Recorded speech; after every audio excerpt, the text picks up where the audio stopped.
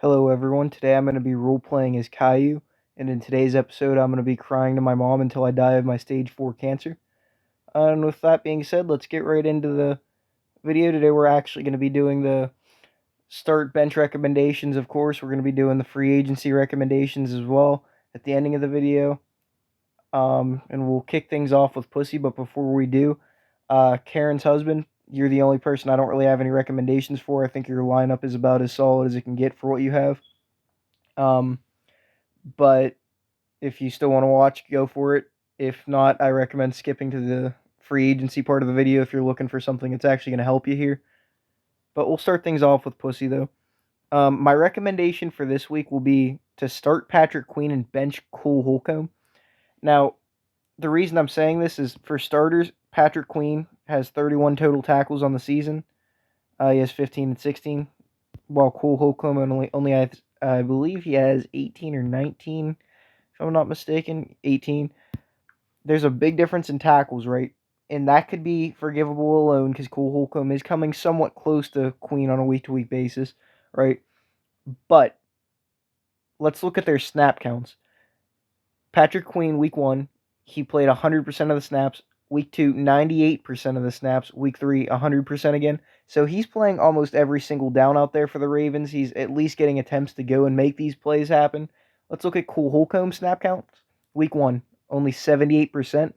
Week 2, 90%, which is solid. Week 3, 74% again. And it is worth mentioning, the week he had 90% was when Landon Roberts went down with an injury later in the game, so Holcomb got to play a lot more. So overall, I would strongly recommend you start Queen over Holcomb because Holcomb has about a quarter of his touches taken away compared to Queen. And so Queen just naturally going to be getting a lot more tackles, is probably going to be a lot more consistent throughout the year. Um, Overall, that's the only recommendation I have for you, at least for this week. Um, and then if we look at the recommendations I made for Pussy last week, I recommended that he started Dalton Kincaid, tight end for the Bills, over Kyle Pitts. Um, this was a bad mistake on my end that we'll be talking about it. Like I said, I'll go over everything I'm right and wrong on. You guys can clown me all you want. But I recommended that Dalton Kincaid scored 2.3, Pitts scored 8.7. So naturally, if Pussy had listened to my advice, he would have been down 6.4 points. Um, and I'm not going to tell you to do that again this week because, to be honest, it would be a bad move. Kyle Pitts, there is some good news for him. He did have a good week 3 compared to the first 2 weeks, but he also has been progressively getting more and more snap counts. He started week 1 getting 62% snap counts, week 2 70%, week 3 78%. While if you go and look at Dalton Kincaid started week 1 getting 80% of the snap counts. Week 2 went down to 60, and week 3 he's now down to 50%. He is losing snap counts to not Dawson Knox, funny enough. He's losing snap counts to a third tight end I've never even heard of. You can go look it up. But yeah, both of these guys are actually losing their snap counts to this guy. And you can say he's just a blocking tight end. Well, sure, but it's still losing snaps and opportunities overall for these other guys. So yeah, Kincaid suddenly isn't looking great. I'm not going to tell you Pitts is going to be reliable on a week-to-week basis at all, but at least off of last week, he's headed in the right direction. Overall, I'm still not a fan of your tight end room, but I'm not going to tell you to bench Pitts for Kincaid again, that's for sure. Um, and overall, that's all I have for your recommendations. Then we'll look over at MILF. MILF, I think you should start Bryce Young, quarterback for the Panthers, and bench Ryan Tannehill. Now, Ryan Tannehill is going up against the Bengals D line. Keep in mind, the Titans have arguably the worst offensive line in the league, as it is. And they're going up against the Bengals D line that had, I want to say, 6 or 7 sacks against the Rams offense. Um, yeah, it's not going to look too pretty for Ryan Tannehill. There's a reason he's only projected 12 points. He hasn't been very consistent at all. Week 2, he did solid against the Chargers. Other than that, he's been horrible. Yeah, and then there's always that looming possibility of him just getting straight up benched. So overall, yeah, I would not start Tannehill, and Young is your backup quarterback, so I'd definitely go with him. On top of Bryce Young going in, this Panthers offense has been looking progressively better as the weeks go on. Week 1, they struggled against the Falcons. Week 2, they did struggle against the Saints, but the Saints do have a significantly better offense than the Falcons, and they still scored another touchdown on them. And then week 3, they go in and score 27 points. So this Panthers offense is showing signs of life now. Am I saying they're going to go out there and look like the 72 Dolphins or anything like that? No, absolutely not. But they are looking better. They're definitely on the right pace. The Vikings defense is pretty weak against the pass. I think you'll enjoy starting Bryce Young over Ryan Tannehill. Um, and then I think you should start Marcus Williams, the safety for the Ravens, if he plays, if he stays healthy. I don't know if he's going to get cleared or not before the game. But if he does play, I recommend starting him. He'll probably be a safe 10 to 15 points on a week-to-week basis for you. And I would bench Lawrence Guy. Hell, I'd actually cut Lawrence Guy. He has done nothing for you all season. Week 1, he had 5 points, so I'm pretty sure they were on accident. But I'm pretty sure this is Caillou's dad, too. But anyway, then he had a tackle assist week 2, and then he's just done nothing for you. Honestly, there's a million better guys at every position you could get compared to Lawrence Guy. This guy is holding your team down. I strongly recommend you go find somebody else, MILF. But at least for who you have, Marcus Williams is pretty much your only alternative you have on your roster, so I would definitely go in there and start him. Looking at the start and bench recommendations I gave you last week, I recommended you start Rashad Bateman and bench Jerick McKinnon. Jerick McKinnon went out there and scored 17.8, and Rashad Bateman went out there and scored 1.6. Now, this is one that I will say you can't clown me for. This was just a crazy amount of scenarios that just caused a bunch of stupid shit to happen. Bateman got hurt pretty much as soon as the game started. Well, not as soon as the game started, but pretty early on. So he had he had a catch for a few yards, and that was it. So he got hurt, and then Jerick McKinnon went in there. Wasn't going to do anything until the Chiefs decided to start beating the Bears by 45 by halftime, or whatever it was, 40-some points by halftime. So then McKinnon went out there and started getting backup snaps, so they made sure Pacheco didn't get hurt. So it was a bit of a fluke, I'm not going to lie, but you can clown me for clown me for it if you want. That would have made you go down negative 16.20 points in a crazy turn of events. But overall, I'll take credit for it. My bad. Next up, we'll go ahead and look at Booty Basher. Now, Booty Basher, I recommend you start Jake Moody, and I kind of hinted at this in one of my last videos. I recommend you start kicker Jake Moody. He's done very good throughout the season against solid defenses like Pittsburgh, against weaker defenses like the Giants, Rams. It's starting to look like it doesn't matter who the Niners play. They're going to score 30 fucking points. So help me God, if they get 29 or 31 or something like that, the world would just end. These guys are just keeping the world spinning with these 30 points. So overall, Jake Moody's just been fantastic this season. And I'm not saying to bench Butker because he's been bad or anything, but he is going up against the Jets. The Jets have a very good defense. These Chiefs receivers suck. I think the Chiefs are going to struggle to beat the Jets if they even do beat them. And it's not because they're the worst team overall. It's just because these receivers cannot do anything to help out Mahomes. He's going to be relying on Kels throughout the whole game. However, Kels is going to be going up against C.J. Mosley, which is a pretty good coverage linebacker. So overall, it's not like anything's promised for these Chiefs. While Jake Moody is playing against the Cardinals, who suck, and I know they beat Dallas last week, but still, I don't think the Niners are going to struggle like that. I think that was a fluke. I think Moody will have a better week than Butker this week. And in terms of what I said last week for Booty, I actually recommended that Booty started George Pickens and benched DeAndre Swift to kick things off. Now, DeAndre Swift ended up going out there and having, I believe, 17.8. Yeah, he had 17.80 points. He's going out there. He's looking like a must-start every week. I got to admit, I thought they'd use the other running backs more. They barely used them at all. They used Gainwell a good bit, but he struggled. Penny is completely out of the picture now. So now it comes down to these two running backs. And Swift went out there against one of the best run defenses in the league and absolutely cooked up. So yeah, if he can do that against the Buccaneers, I'd say there's no reason he can't do it against literally any other team in the league, including teams like the 49ers and Cowboys and all these good defenses, because I do think the Buccaneers definitely have one of the better run defenses in the entire league. So there's no reason he can't keep doing this on a week-to-week basis. That was a bad decision on my end. However, George Pickens, if you were interested in how he did, he had 11.5 points. Now, I would be concerned about starting Pickens in future weeks. I don't like your other options, so I'm not going to tell you to bench him this week. But those targets are a concern. Pickens is not finding a true wide receiver one in this entire offense. He's kind of just spreading the ball around pretty evenly, which is concerning in terms of fantasy, but at least Pickens will probably have a consistent around 8 to 10 points a game, maybe more with a touchdown.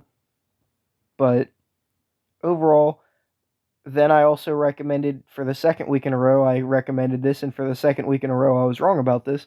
I recommended he started Green Bay's defense and bench Cincinnati.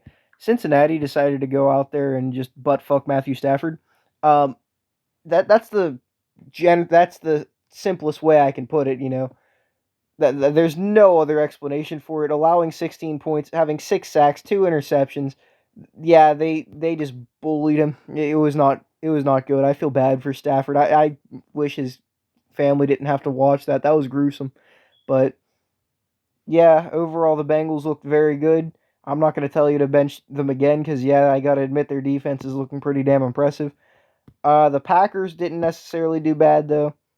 The Packers still had 30 points, so they had a solid week holding the Saints offense to 17 points, but they didn't do anything really flashy, like no interceptions or they did have 4 sacks, but they didn't have any like big interceptions or anything like that. But overall, yeah, this I've surely underestimated the Bengals and overestimated the Packers defense overall. And if Booty would have listened to me, overall it would have costed him. I believe it would have costed him around 20.85 points. Yeah, it's 20.85, 26 point. Yeah, it's 28.85 total points.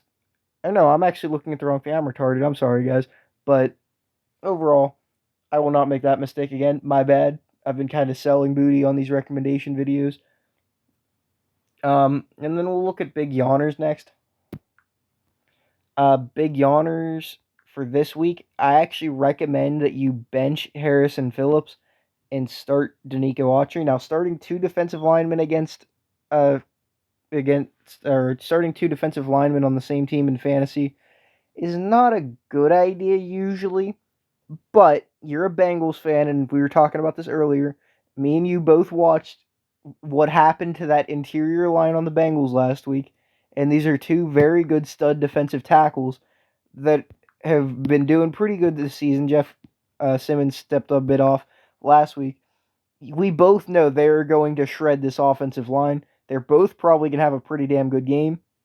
And I did warn you about Harrison Phillips, where in years past he's never done anything like this, even though the tackles look great.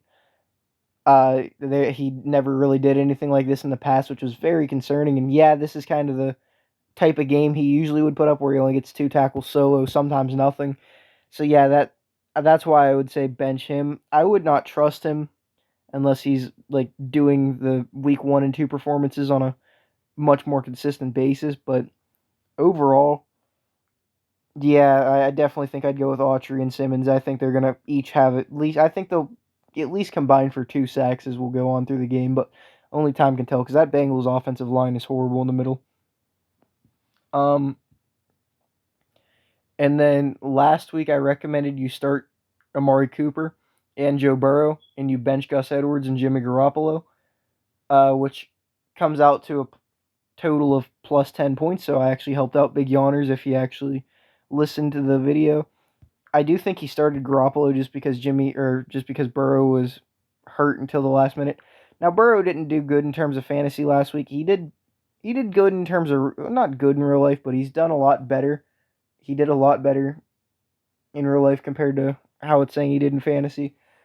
His receivers definitely fucking sold him. T. Higgins played like shit. Tyler Boyd played like shit. Jamar Chase did not play like shit. He played pretty dang good. But overall, no tight ends, no good receivers other than Jamar Chase throughout the week, which is concerning. But in terms of real life, he played better than he did in fantasy. I think he won't be that much of a problem going forward in fantasy if he keeps playing like that. Plus, he was playing through that injury. Jimmy G went out there and he was a sexy bastard. No, not really. He sucked at real life. He's the opposite. He sucked in real life, was pretty good in fantasy because It's like I said, he has that stacked talent where if he plays against defenses that aren't stacked, he's probably going to be able to go out there and get a good 20 points per week. Um, and then the other recommendation I had was starting Amari Cooper, who went out there and really cooked up everybody on the Browns offense. Like I said, after the disappearance of Nick Chubb, is going to instantly probably start looking a hell of a lot better for the rest of the year, even with Jerome Ford being involved now and Kareem Hunt. I still think they're all going to be getting a big boost here. Gus Edwards went out there and he did. And no, that's a bad game. 11 for 51. In terms of real life, that's not that bad of a stat line, but in terms of fantasy, that's not what you want to see. And on top of that, this week he's getting Justice Hill returning. So, yeah, do not start either of these players. I don't think these guys will ever be startable unless absolutely need be, to be honest, for the rest of the season. You'll need to be very lucky with a touchdown to make them functionable. Um, and then we're going to look at Toxic Zenpai next. Now, Toxic Zenpai, I recommend that you start Cameron Curl from the Washington defensive back core safety.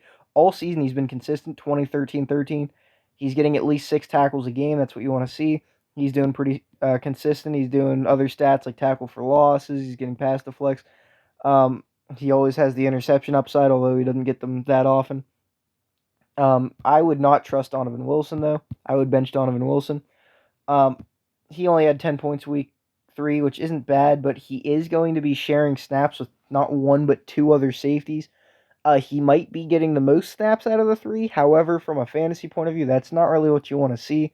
You don't want to be seeing a guy get rotated in and out a lot because that means they're not getting many opportunities to go in there and get tackles, just like Curl is. Curl is probably, I believe he's playing 100% of the snaps. I could be wrong. I didn't look it up because I think he's playing all of them, but either way, I would definitely start Curl over Donovan Wilson. That's for absolutely sure. Um, Last week I recommended you start Donovan. Or wait, hang on one second. Last week I recommended you started Quinnen Williams and benched what was his name, Jerome Baker. Now Jerome Baker scored a whole 4 points for you. Meanwhile, Quincy Williams had 19. So Toxic actually quite benefited from the advice if he listened last week with plus 15. But overall, Quincy Williams is looking like an absolute beast this year in terms of fantasy, while Jerome Baker is looking like shit. I'm not even going to pull his name up. He disgusts me so much because he's black, but no, not really. Yeah, he just has been kind of poopy this year. Next up, we'll go ahead and look at Mr. Steeler Girl. Now, Mr. Steeler Girl, I recommend you bench Zay Flowers and start Adam Thielen. Whatever you do not cut or trade Zay Flowers right now. Well, maybe if you get an absolute crazy good deal out of it, but Zay Flowers, I think, will be one of the better wide receivers, and maybe not one of the better wide receivers in fantasy, but very good for where you got him later on in the season. Unfortunately, this week, he probably has the worst matchup he's going to have all year. He's probably going to be going up against Denzel Ward, a very good cornerback. He's yet to play against a really good cornerback like that yet this season. The Bengals corners are nothing great. The Colts have Kenny Moore, who's more known for tackles. Yeah, they really don't have anybody that's good that he's played against yet. So I would say bench him until you see how he does in this type of game where he's against those good defenses. And I would actually start Thielen now, who's going in for a revenge game. Like I said, the Panthers keep getting better. Thielen's looked like one of the best wide receivers in all of fantasy over the last 2 weeks, where he's going out there, he's cooking up, getting 7 for 54 a touchdown, 11 for 145 a touchdown. He's playing against this weak Vikings defense. Like I said, I strongly recommend giving him a start. And at least having another week to look at what Zay Flowers is going to do in further weeks on. But I do think, especially down the road, Zay Flowers against easier defenses is going to be a very, very good player for you. So you have that to look forward to. And then I didn't give you any advice for last week. Next up, we're going to look at Rictatorship. Now, Rictatorship, I recommended last week that you started Kwity Paye and benched DeMarcus Lawrence. Now,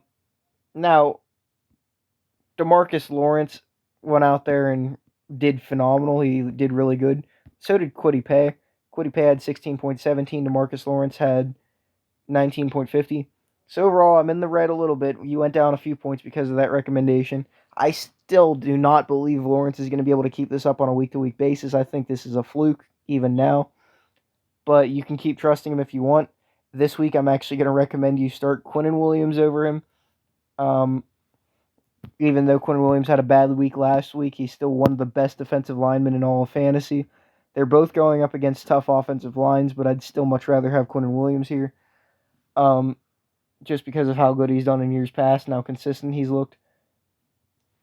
Then I also would say if Josie Jewell, another linebacker for the Broncos, is playing, if he is playing, you should start Jalen Petre over Alex Singleton. If he is not, keep the roster you have right now.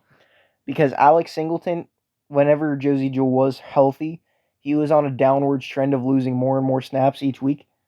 But as you'll see with week 3, whenever Josie Jewell went down, Alex Singleton suddenly becomes one of the best linebackers in fantasy that can kind of outcompete Roquan Smith. There was a week last season where Josie Jewell was out, and Alex Singleton was actually able to get over 50 fantasy points because he had over 20 tackles solo. The shit was ridiculous.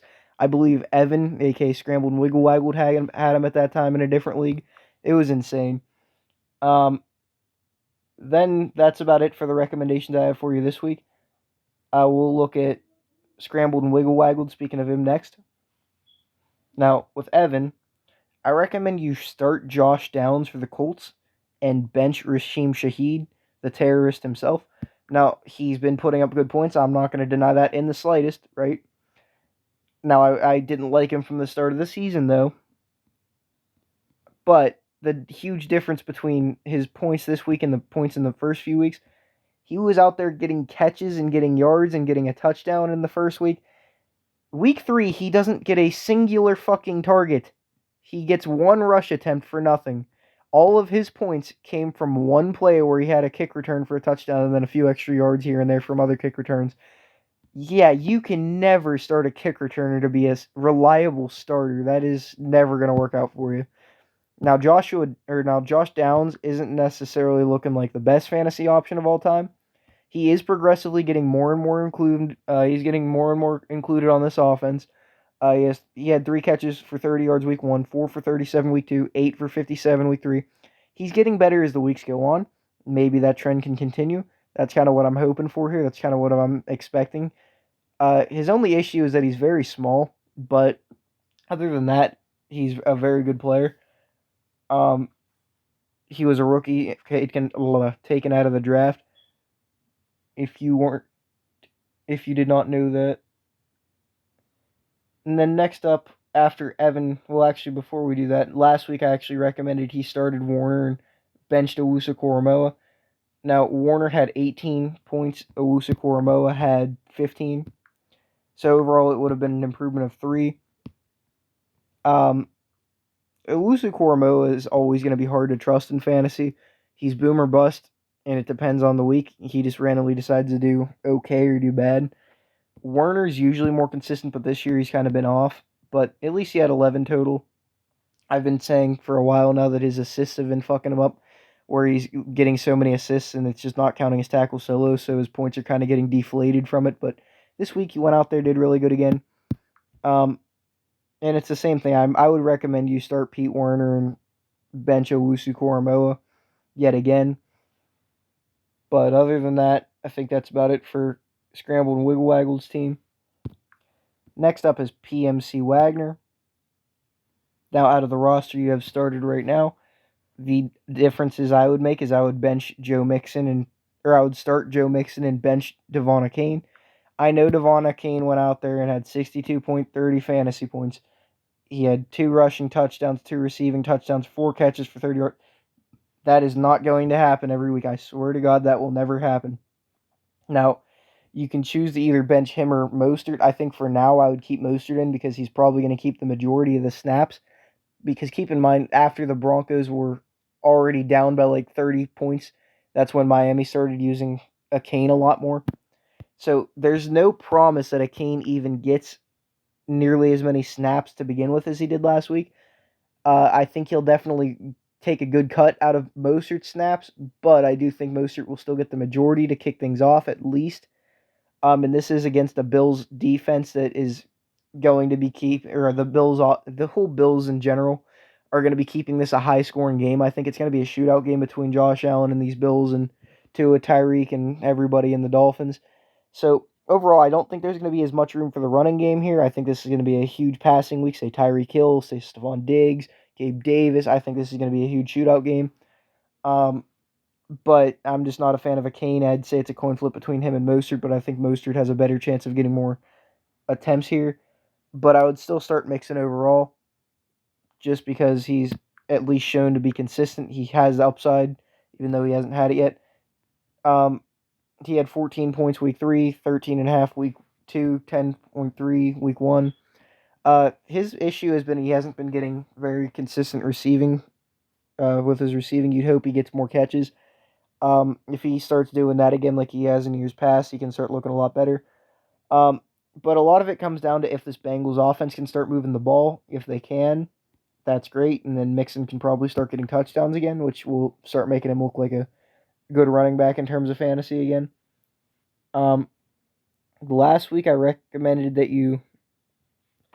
Well, I don't really know. Well, no, last week the recommendation I made for PMC last week didn't matter because of an injury, so I'm not going to count that. And then I also recommend for your defense here you start Eric Kendricks if he's playing and bench Brian Branch. Now Brian Branch has looked good as a rookie. Don't get me wrong in the slightest. However, you don't know for sure what he's going to see in terms of those snaps. He's had 3 tackles week 1, 4 week 2, 11 week 3. He did very good week 3. But with players starting to get healthier on the Lions, you have no idea if he's going to be able to stay consistent with this. You have no idea how good he's going to do, how many snaps he'll even get to begin with. Overall, I would be safe here and just throw in Eric Kendricks, who, if he's healthy, has insanely high upside. He was one of the highest scoring linebackers in all of fantasy for the past few years. Now he's going to the Chargers, who just got rid of Drew Tranquill, who was one of the highest scoring linebackers last year. So overall, the scenario looks like the stars are going to align for Eric Kendricks here. If he's healthy, like I said, I would strongly recommend starting him over Branch. And those are my recommendations overall for everybody. I do not believe there's anybody I missed. Let me just double check here. Nope, I think that is it. And then let's get into the free agency recommendations of everything here. Now, for quarterbacks, there's just no good options. It comes down to MILF, Smasher, Mixed Mr. Clean, and then the guys I have on my list for this. I have Desmond Ridder for this week, who's going up against a weak Jacksonville pass defense. The only good thing about their pass defense is that they have Foyesade Aluakin, who's good against tight ends. Other than that, their pass defense sucks, so maybe this might be a good Drake London week, bad Kyle Pitts week. Either way, for Pussy, I still wouldn't recommend going with Kincaid. Things aren't looking good for him over there. But either way, Ritter's probably the best you have on free agency for this week. And then if you want a quarterback in the long run, maybe go Mac Jones because he's getting 31 week 1 and then 16, 19. At least he's moderately consistent with the 16 and 19. Yeah, he's just okay. But yeah, there's nothing really flashy or good at all on this free agency market for quarterbacks. Those are probably the best 2 options you have. If you had to take one for this week, like I said, I would go with Ridder. Next up, we'll look at the running backs. I would recommend Tajay Spears as the first option here. He's going out there on a week-to-week basis, and he is starting to earn more and more snaps taken away from Derrick Henry. He had 4 rushes for 6 yards, 4 catches for 3 yards, which isn't good at all in terms of real life. He was playing against one of the better run defenses in the entire league in Cleveland. But overall, he's at least getting a lot of catches. He's at least getting involvement, which is more than I can say that's more than I can say for almost any other running back in the entire league for free agency. These guys just suck. There's nothing good available. Picking a second guy was very hard here, but I think I'm actually going to go with Rico Dowdle from the Cowboys because, again, at least they're using him on a week-to-week basis. Week 1, 6 rushing attempts for 24 yards. Week 2, 7 for 26. Week 3, 4 for 21. Week 2, a catch for 17. Week 3, 3 catches for 25 and a touchdown. At least they're using him. Am I going to say to go pick these guys up and start them right now? No, there's nobody on this free agency that I would say to do that with. Not at all. Yeah, there's just nothing you can really make an argument for anybody here. But at least you know those guys are going to be playing. I have Tajay Spears over Rico Dowdle just because he does have a better chance of earning more snaps as the season goes on, while Dowdle doesn't. He's probably just going to be getting around the same each week. We'll move on to wide receivers. Now, first of all, I would recommend DJ Chark. Now, he came back from an injury from an injury week 2. And since he's been there, the whole offense has actually looked a lot better overall. Week 2, he struggled because they played against a really good corner in Marshawn Lattimore. Week 3, he went against a team that doesn't really have an elite corner and cooked up. The whole offense pretty much cooked up. 4 for 86 and a touchdown. You'd hope for more catches or for more targets. But other than that, he's looking pretty damn good. Keep an eye on him on free agency. Maybe pick him up for the long term in case he keeps us up. Because, this whole Panthers offense is looking a lot better.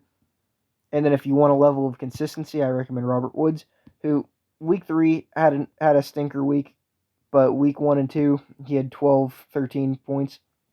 Not only is he getting targets and catches, usually about 6, but this week he kind of half that. But week 3, he also is doing kick returns and all that, even though he didn't really do anything week 3 with it. But those are just kind of little brownie points. I think he's one of the more consistent guys you can get on free agency right now. Because again, these free agents all kind of suck. And then we'll look at tight ends. For tight ends, my first recommendation would be Logan Thomas. He's actually a tight end you can probably go out there and start with a decent level of confidence that'll get you some points. Is he going to be an elite guy? Is he going to go out there and be Travis Kelce? Hell no. But week 1, he had 4 catches, 43 yards. That's eh. It's good for the guys that you have available here for sure. Week 2, he had 2 catches for 22 yards and a touchdown. This was very early in the game, and he got hurt catching that touchdown, and he was taken out for the rest of the game. So he could have done a lot better. But overall, with Sam Howell being the quarterback, he might be a lot more reliant on these tight ends. So I recommend giving Logan Thomas a look if you need a tight end. Cough, cough, pussy, cough, cough. But then we'll also go with Hayden Hurst. Now, Hayden Hurst was just cut by Big Yawners, I believe. Week 1, he had 15.10. He balled out. Week 2, he didn't really ball out. He had a few catches for 20 yards. Week 3, he did nothing. It is worth mentioning that the quarterback he was using for week 3 when he did absolutely nothing was Andy Dalton.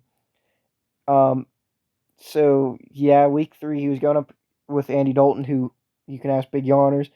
For whatever team Dalton has been on, he has never thrown to tight ends. I don't know why. I think he just hates them. Whenever he was on the Bears, he didn't throw to Cole Kmet at all. Whenever he was in Cincy, he didn't really throw to any of their tight ends. He only throws to receivers. He just acts like tight ends don't exist. And then for week 2, even though it was Bryce Young still, they were against one of the best coverage teams when it comes to tight ends. They have Demario Davis, who's very good at shutting down tight ends. So it was a bad matchup, but I think for especially this, look at this schedule from week 3 to week 10. I think he has one of the better schedules in the entire league, especially if Bryce Young's playing. Keep an eye on this guy, because I think he'll have a bright at least 7 weeks here. But that schedule is just himothy. And then I think he'll do a lot better. I think Big Yawners, if you want to reconsider picking him up, I would say you won't regret it, especially if you need a tight end. And then for next up, we'll move on to kickers.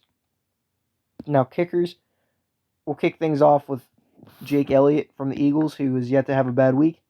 20 points week 1, 13 week 2, 13 week 3. He's the definition of consistent. He's making field goals left and right. He did have a few misses during the early weeks, but overall he's having a good season so far, pretty consistent. And then that schedule's only getting easier. They played against 2 good defenses and then a bad defense for the first 3 weeks, but Washington's defense is going to be tough. I think they'll be taking a lot of field goals there. The Jets, same story. The Rams' defense isn't that great. They're okay, but they're kind of middle of the pack. But I do think Elliott's one of the best kickers you can probably get right now. And then the next guy I'm actually going to have you guys look at is Jason Myers, cut by PMC Wagner.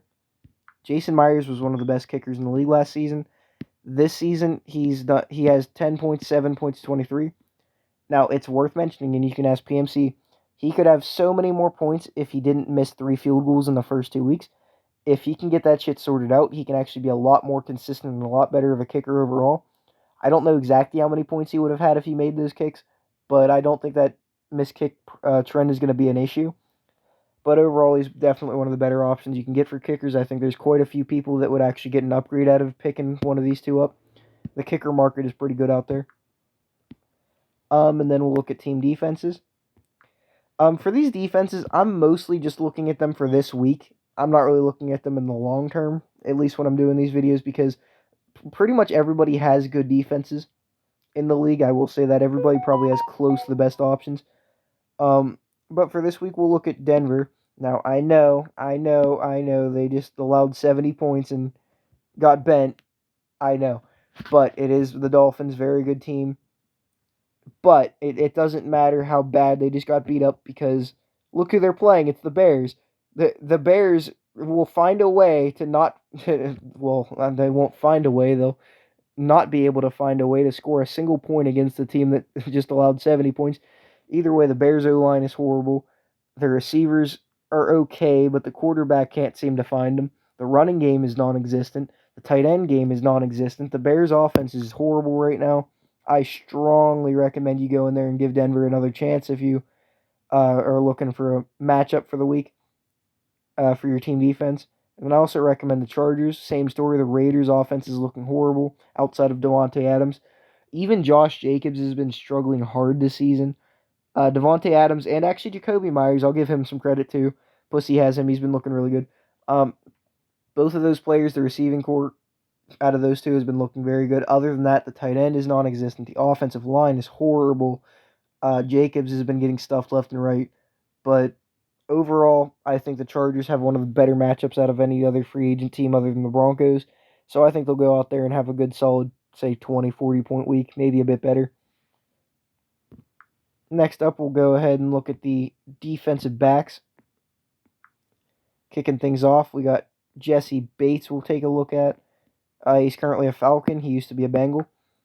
His only issue that I'm seeing right now is consistency. Week 2, he only had 3 tackles, didn't really do too much. Weeks 1 and 3, though, he's going out there and getting 11, 10 tackles total, interception. He's just pretty much all over this ball. So he definitely has that pop upside. If he's able to hold the level of consistency, then yeah, he'll definitely be the best, probably the best option on this defensive back free agency. Now, on the flip side, if you're looking for somebody with consistency, go to Nate Hobbs. Now, 26, 12, and 11, 12 tackles, 7 tackles, 6 tackles. Overall, this is probably the level of consistency you want because he's also getting past the flex as well. Occasionally, other things like tackles for loss. Maybe sometimes he'll get a pick. He hasn't yet this season, though, but overall, he's probably one of the most consistent defensive back options you can get. He's not going to have too many boom weeks, but it might happen on occasion. But he's definitely very consistent. If you're looking for another defensive back, I recommend him. And then we'll look at D-line next. Now, for D-line, I actually recommend, first of all, we'll look at Derek Brown.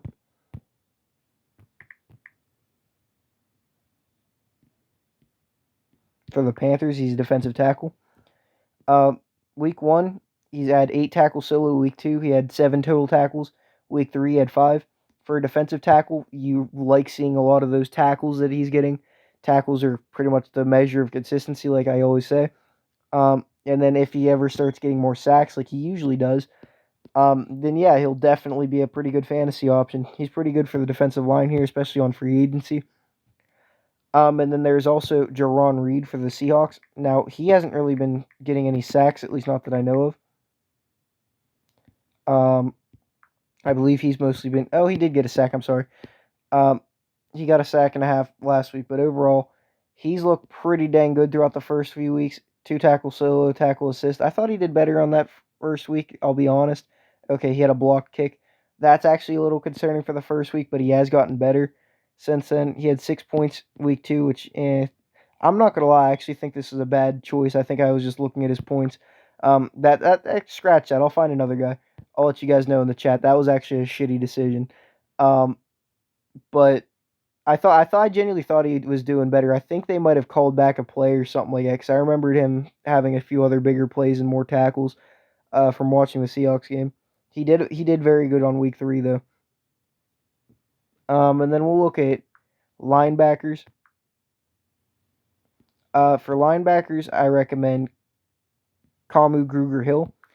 Ever since Shaq Thompson's been down for the Panthers, he's gone out there and just cooked up. 6 tackles, a sack, 10 tackles. Is about as good as you can get from a linebacker. 18 and a half, 17. He's looking very fucking good out there. I see no reason for this to start slowing down. He's looking pretty good. So I recommend giving him a look if you need a linebacker. And then we'll also go ahead and look at Kaiser White for the Cardinals, who's been one of the best linebackers, if not players, in all of fantasy. Week 1, 17, week 2, 19 and a half, week 3, 30. 9 tackles, 7 tackles, 14 tackles, a sack week 2, interception week 3. He's doing it all. Tackles for loss on every single week, a pass deflect. He is doing everything. This guy is definitely the best option out of all these guys I just mentioned on free agency. This guy is probably the best you can get right now. He's the new cream of the crop now that Jordan Hicks has been taken to pussy. So if anybody's looking for a linebacker or maybe an upgrade at your depth at linebacker, for example, I know Pussy, if you're watching this video, I think you're probably going to hop right on this. I would take a guy like Kaiser White over a guy like, say, Juwan Bentley any day of the week, even though Juwan Bentley is consistent. He still isn't going to be giving you those pop weeks. So overall, I would recommend taking a look at this guy. I think everybody in the league would like a guy like this. I haven't taken him yet just because my linebackers, in my opinion, are stupid good. But overall, overall, I would definitely recommend him. He's definitely the best option around the board with ease. And I will say this too. Spence, I kind of fucked you guys over on the second defensive line option. If you are looking for another guy, usually Grover Stewart, let me check his stats. Yeah, usually he's one of the more consistent options out there. Usually he's getting a good five tackles for every single week. He's literally the definition of consistent. And if he starts getting, has a week where he gets a sack or a tackle for loss, those points will boost up. So overall, if you're looking for consistency out of a defensive lineman, look no further than Grover Stewart. I do apologize out of that other option again. Like I said, that guy really was not good. I thought he was doing better than he was. He was not. And overall, that's about it. I hope you guys enjoyed the video. There might be a big trade coming through, maybe 2 of them, depending on which way these votes swing. And I'll catch you guys later.